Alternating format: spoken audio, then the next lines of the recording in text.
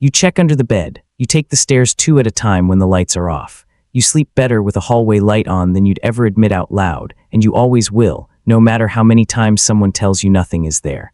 None of that is irrational. It might be one of the oldest, most reasonable fears your body ever built, kept alive long after the actual danger disappeared. For most of human history, darkness wasn't just an absence of light.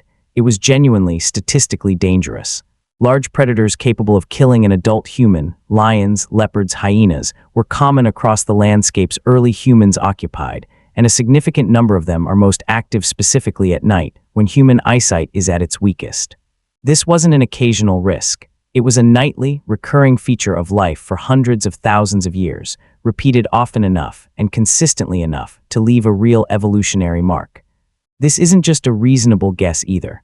At a site called Swartkrans in South Africa, researchers examining early hominin fossils found puncture marks in a skull that matched the spacing and shape of leopard canine teeth almost exactly, strong evidence that a leopard had killed and fed on an early human ancestor.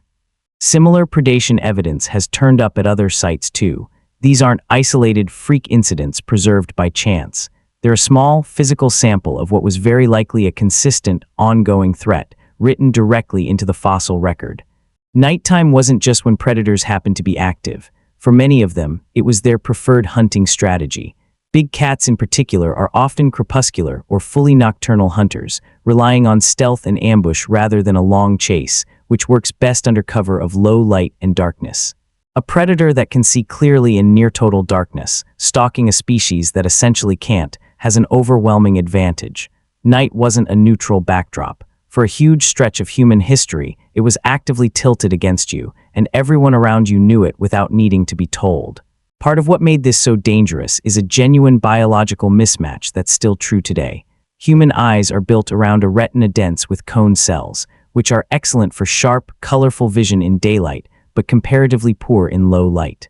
Many nocturnal predators, by contrast, have a much higher density of rod cells and a reflective layer behind the retina called the tapetum lucidum, the same structure that makes a cat's eyes glow in headlights, which dramatically boosts how much available light they can use.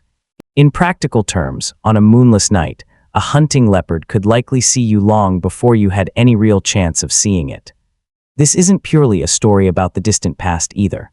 Researchers studying some modern hunter-gatherer communities, groups that still spend significant time in environments with real nocturnal predators, have documented careful, deliberate nighttime behavior. Fires kept burning through the night in shifts, sleeping arrangements clustered specifically for group protection, and genuine caution around unlit areas after dark.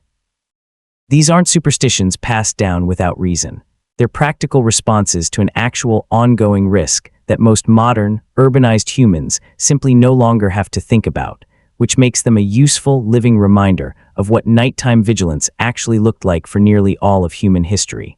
This kind of repeated, high-stakes threat leaves a distinctive mark on how fear gets wired into a species.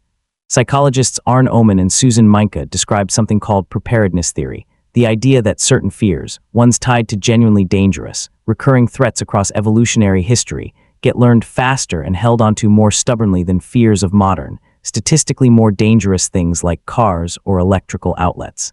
A fear tied to darkness itself, rather than any one specific animal, would have been an efficient, general-purpose version of this same threat response, primed to activate the moment visibility dropped, regardless of what exactly might be out there. This shows up developmentally too, in a way that's hard to explain as pure learned behavior. Fear of the dark reliably emerges in young children across a wide range of cultures, often around the same developmental window, without any consistent shared teaching or storytelling driving it. Researchers studying childhood fears have found nighttime and darkness consistently rank among the most commonly reported fears in early childhood worldwide. Frequently appearing before a child could reasonably have learned the association through explicit warnings alone.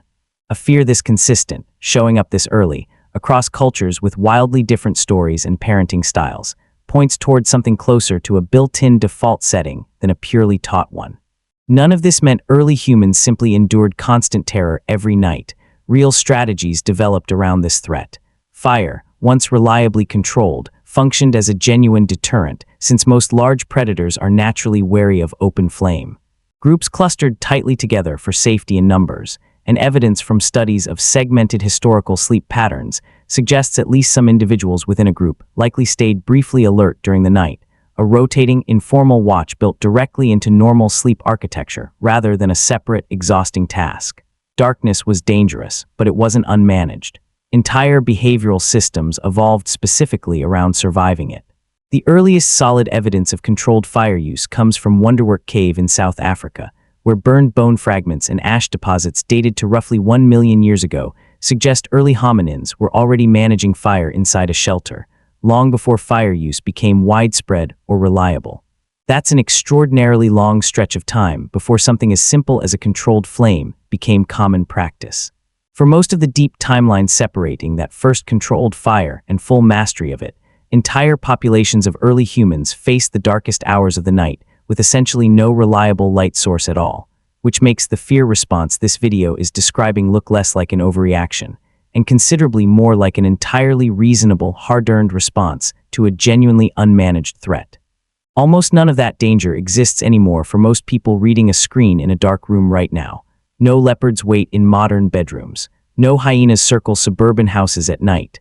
But the underlying fear circuitry, the one specifically wired around darkness itself rather than any specific modern threat, is still fully intact and still firing exactly as designed. This is a big part of why nightlights remain a genuine, multi-billion-dollar global industry, and why an adult who logically knows nothing dangerous is in the room can still feel a distinct, physical unease flipping off the last light before bed. It's worth drawing a clear line here too. Everyday unease about darkness, checking a dark room before entering, preferring some source of light at night, is a mild, common, evolutionarily unsurprising response, not something that needs fixing. Nyctophobia, a diagnosed clinical fear of darkness that causes significant distress, disrupts sleep, or interferes with daily functioning, is a different and more serious matter, and it's a real condition worth discussing with a professional rather than dismissing as leftover evolutionary programming. There's also real individual variation in how strongly anyone experiences this fear, shaped by personal experience, upbringing, and other factors well beyond ancient biology alone. Understood this way, the fear stops looking like a personal weakness and starts looking like exactly what it is: old, generally accurate risk software, still running faithfully in an environment where the original threat mostly disappeared. Your ancestors who felt nothing at all in the dark didn't survive to pass that particular trait along nearly as often as the ones who felt a jolt of caution and acted on it. The unease you might still feel flipping off a light isn't proof that something's wrong with you. It's proof the system that kept your entire lineage alive long enough to exist is still fully operational. The next time you find yourself moving a little faster through a dark room for no clear reason, it might be worth remembering exactly how old and how well-earned that instinct actually is. That's exactly the kind of hidden thread this channel exists to dig up. If you want more of these, subscribe, and I'll see you in the next one.